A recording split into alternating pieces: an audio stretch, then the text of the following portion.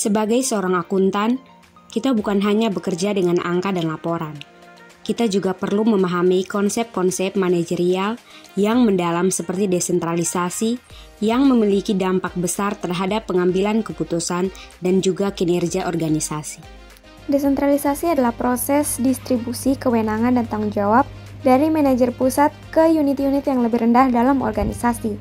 Sebagai seorang akuntan, ini berarti kita harus dapat bekerja secara independen dalam pengelolaan laporan keuangan dan anggaran. Desentralisasi memberikan kebebasan lebih bagi tiap unit dalam pengelolaan anggaran. Namun ini juga dapat menyebabkan kesulitan dalam pengawasan dan kontrol.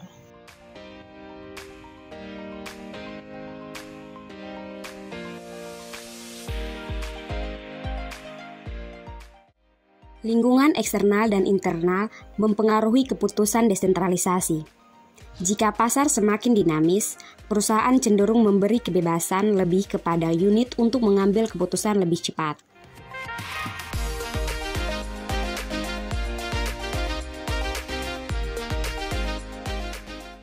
Sebagai seorang akuntan, kita perlu memahami bahwa pemilihan struktur organisasi sangat berpengaruh pada bagaimana kita berkomunikasi dan menyusun laporan keuangan.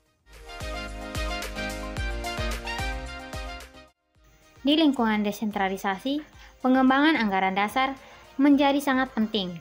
Setiap unit harus diberi fleksibilitas untuk menyusun anggaran yang sesuai dengan kebutuhannya, namun tetap harus sejalan dengan visi organisasi.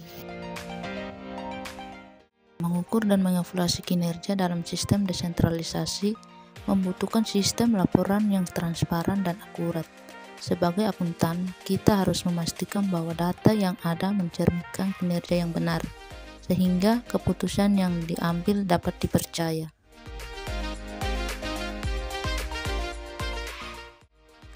Sebagai seorang akuntan, berperilaku sesuai dengan prinsip-prinsip manajerial seperti desentralisasi bukan hanya tentang mematuhi angka dan laporan, tetapi juga bagaimana kita mengelola informasi dan beradaptasi dengan perubahan yang ada. Ini adalah cara kita mendukung keberhasilan organisasi.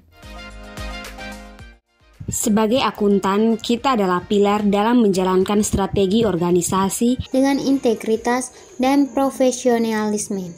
Desentralisasi membutuhkan kita untuk adaptif, tepat, dan bijaksana dalam bertindak.